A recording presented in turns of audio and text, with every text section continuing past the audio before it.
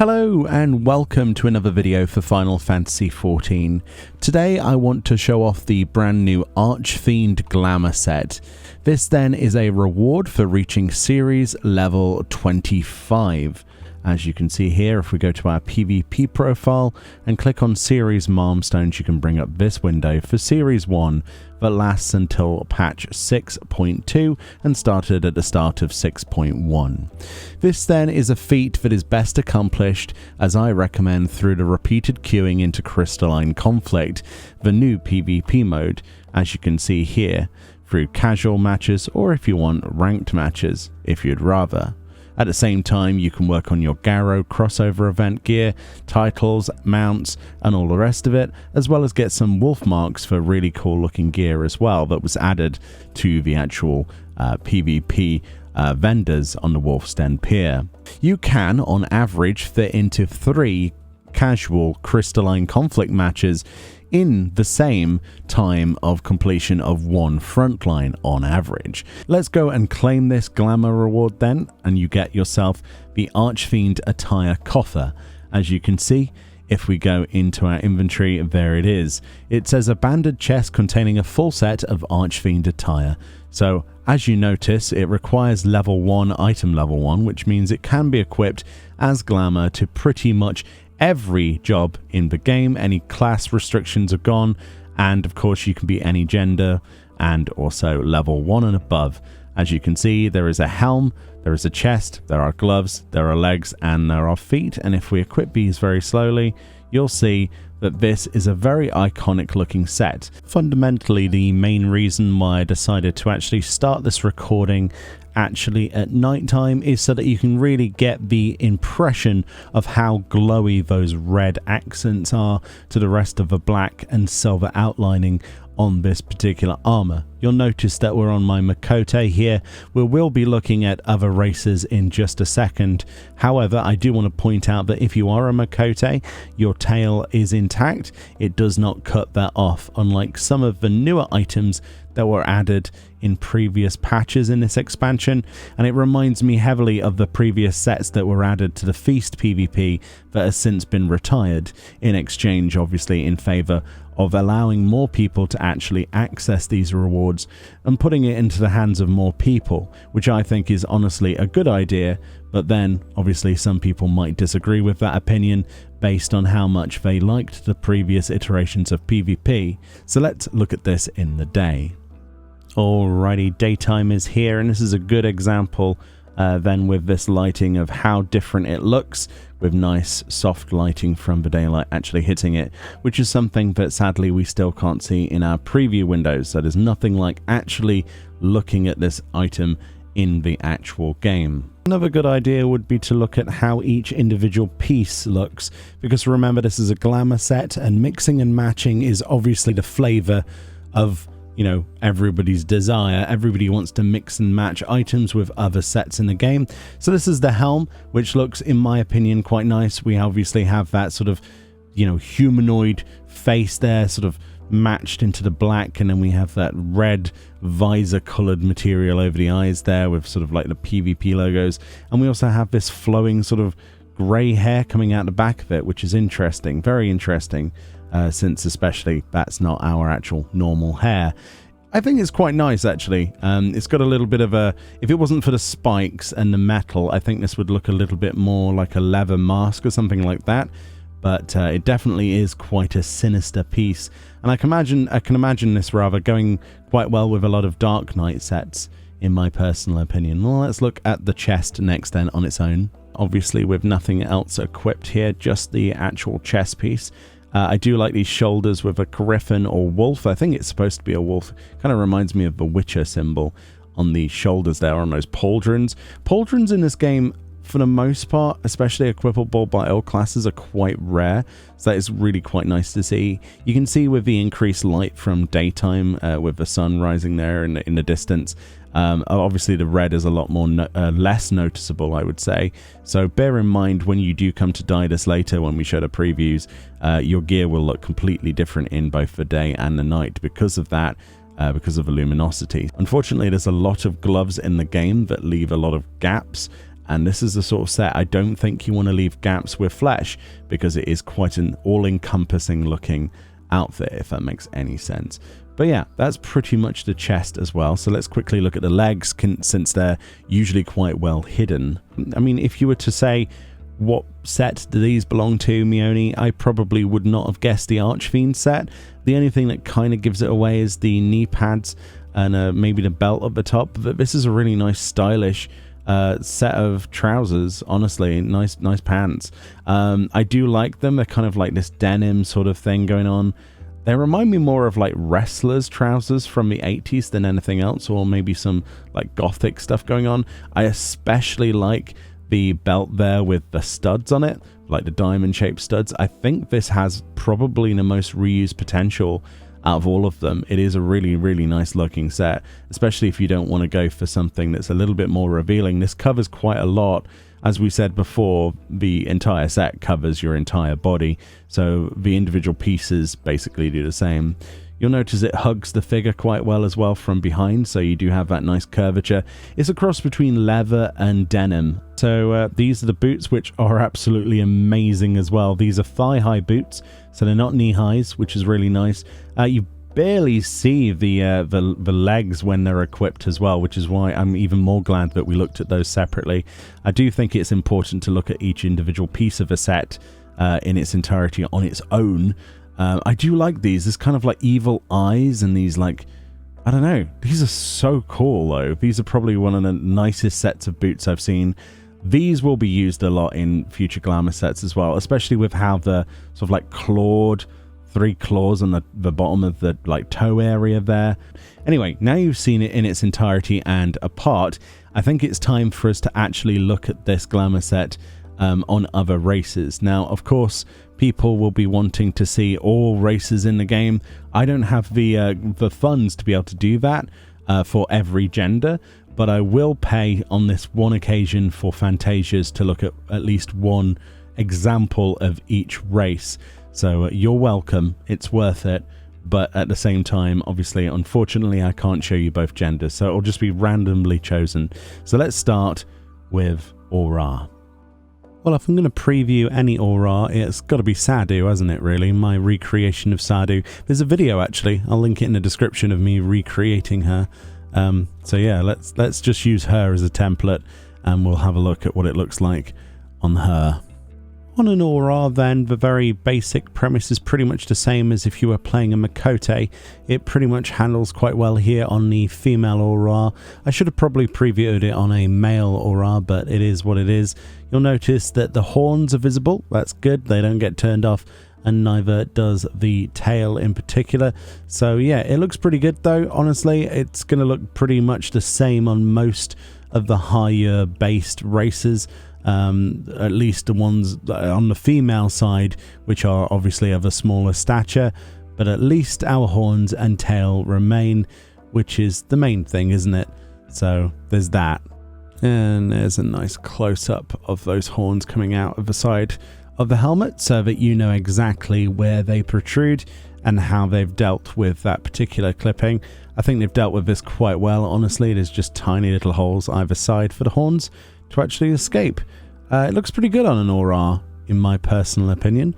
But you know, there we go. If you're on the fence, what it would look like on your character. Alrighty then, this is what it looks like on a Wrothgar character. It's nice to see that the helm actually works on the Wrothgar. Of course, I mean, it totally should, right? Because it's a helm that replaces the head. Essentially, the head model gets replaced with that helmet. It's not just a piece of covering. I do kind of like how this looks, honestly. It's a little bit hunched over, but that's because of how the Wrothgar's sort of stature is. Of course, our tail is clipping at the back there, but at least it doesn't turn it off. That hunched back, leaning over there. For all the Wrothgar mains, I still feel for you, especially when it comes to your character creation. But it is what it is at the end of the day for now. But at least you can wear this cool looking outfit, and you really do look like an absolute boss in this armor. Holy moly, I do like bulky characters. And as you can see, it handles quite well with the stretching. There's not too much pixelation, and that chest piece, you can really see those spikes really accentuating, making it look like metal ribs. Very cool. Let's move on to Viera then. Cue the sound of many Viera players worldwide crying in agony as they realize that this incredibly awesome brand new armor set does not allow you, for whatever reason, to wear the helm as a Viera. As you can see, when we go into the character menu, we do indeed have the helm turned on. There it is. It is not working. It's just kind of disappointing, really, isn't it? I don't know. So, as you can see, this is what it looks like on a female Viera. I mean, obviously, there's not a terrible amount of difference between male and female Viera. At least, I suppose, there's no tail to worry about disappearing because you don't have one anyway. But it would have been really nice if, obviously, the armor set had worked with the ears just, I don't know, tuck the ears back or just, you know, remove them. I don't think like putting holes in the side is necessarily something that most people would want, but they just want the helm to be visible. It's not too unrealistic to imagine the Viera have folded their ears back, in my opinion, but maybe you disagree. It does look really good without the helm, don't get me wrong. I mean, personally, I like seeing my character's face anyway, but there's going to be a bunch of people who don't like the fact that they spent so long grinding for a brand new armor set that's been added to the game that hasn't really had Viera in mind. They've not really been catered for here, which is unfortunate, especially with all of the changes and additions that they've addressed before. But yeah, better luck next time, I guess. Viera remains, but you still look pretty anyway. It's not like you need a helm to look good. Moving on. Alright, time to look at a Hyur. Asahi Says Brutus says hi, by the way. Yeah, is eager to say hello to you all. Hi.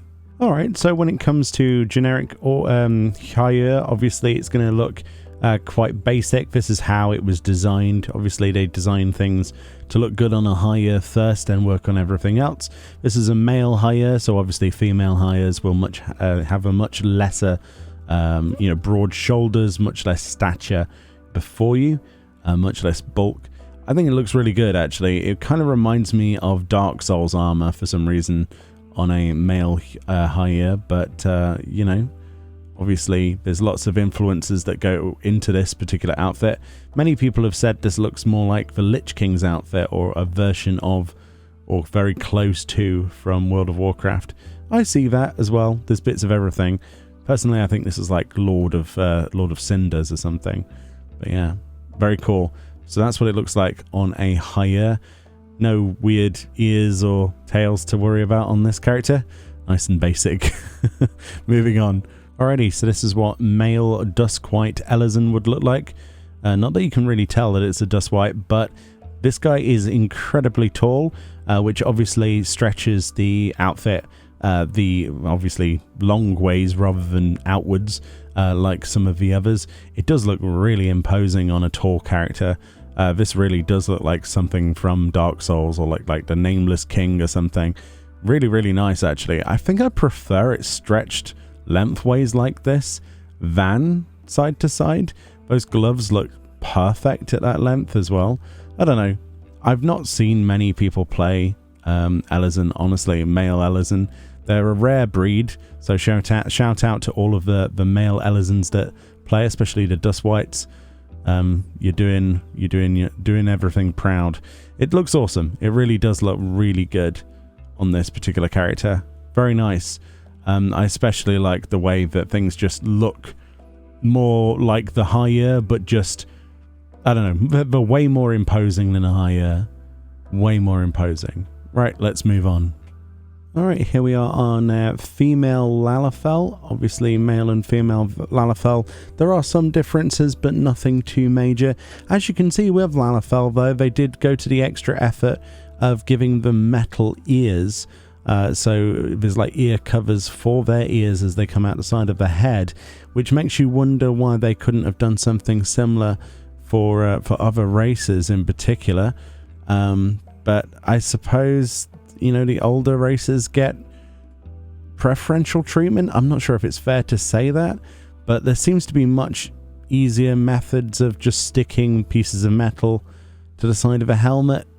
I don't know. I don't understand why they've done it here but not anywhere else, but maybe other people know more than me about how easy that is to do or how hard that is to do.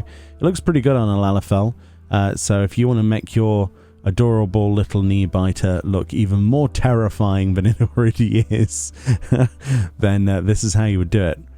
Definitely recommended.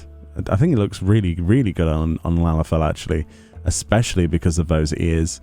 Very, very cool. Very cool. And finally, as the last race for us to look at, this is what it looks like on a Roegadyn male. Of course, I thought Roegadyn male would be the better option. I will notice on this, the pauldrons, apart from the other races, aside from those, they do seem to be slightly slanted. Obviously, because Roegadyns have a much greater size of chest. Their chest cavity is enormous, as you can see. Very bulky characters, not my usual sort of cup of tea personally, but there's lots of people who love playing Roegadyns. The armor does look very imposing, but like I say, you do see a lot more of the underside of the pauldrons because they're not quite as flush to the shoulders as a lot of the other races, which is quite surprising. It would be a bit of a glaring issue for me, but many people probably look past that. Especially in motion, you're not going to see that, but in pictures you are going to see from certain angles things that you don't necessarily usually see, like the underside of those pauldrons, which has a pretty, I wouldn't say a bad texture, but it's not the most desirable thing to see. But that's pretty much all of the races and what those look like. So that scratches that itch for anybody interested in what this armor looked like on their particular race.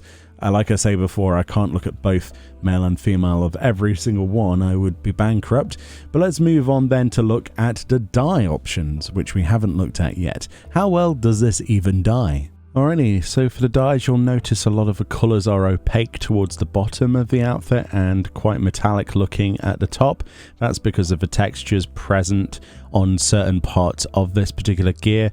I really like the reds on this because it goes well with the red in the core there, especially ruby red. I think that's my favourite colour for this, especially with how the boots handle that as well. A lot of the bright colours work exceptionally well, surprisingly as well. But of course, you know, the mix of opaque at the bottom and metallic at the top might not be everyone's cup of tea. A lot of people will probably end up dyeing this black or dark colours because of that to sort of blend it in. I see that gunmetal black actually works really well in this as well, although we've not previewed it here. I do think there's a lot of really good colours here, and the best thing is there's lots of weapons to go with this set because the set itself is equipable by literally everyone, level 1 and above on every job in the game. So you could even be a crafter or a gatherer and wear this technically. So if you want your crafting gear to look pretty intimidating, I suppose, this is a good option. The metallic dyes are probably in a whole new sort of like chapter of their own. They do look a little bit better in my opinion, especially considering that both the top and the bottom now has that metallic sheen. It matches a lot better, it pops better, but that could be said for a lot of different full sets in a game anyway if you use the full set and don't combine. Yeah, some really nice colours here. Of course, I did have to actually purchase all of the dyes as well. Some were slightly more expensive than others, and of course I had to visit the cash shop. Metallic brass, apparently one of a lot of people's favourites actually. Looks pretty good. And then there's jet black, which we paid real money for from the cash shop because it was faster, and same for pure white, which are both pretty good but slightly disappointing because, well, especially the pure white looks a little bit like silver. But that's pretty much the dye options. That's pretty much it really. That's all I have to show you. Personally, I think that the armor set does look very good. I'm very disappointed about Viera. I think that new gear being introduced to the game should have them in mind before put into the game. I think that them specifically being the only race in the entire game, as we have just demonstrated rather, to not have the helm included is very, very poor show, I'm afraid. That's my opinion. You might disagree. Of course, helms aren't detrimental. You can still look good without them. The rest of the set's lovely, as you've seen. But, you know, there are going to be some people quite rightfully ticked off about that. But it is what it is. Overall, The PvP was quite a pleasant experience, much better than any of the other PvP that I have done in the game. I did this predominantly on the Steam Deck as well, just playing Dragoon in ranked, a mixture of ranked and casual, just to level up there. It was much quicker than if I was to do it in Frontline, like I say, so that's my recommendation. Alright, let me know what you think about this lovely armor set below. If you've got plans to get this yet, bear in mind you've got all the way up until 6.2, and then it's likely going to be put onto a vendor anyway, so don't worry about that. The likelihood is you'll be able to use trophy crystals in the future in 6.2 onwards to actually purchase previous tiers rewards. So in many ways, it's just a great thing to do casually and work on your Garrow stuff at the same time. Much love, enjoy the rest of your day, and I'll see you all next time.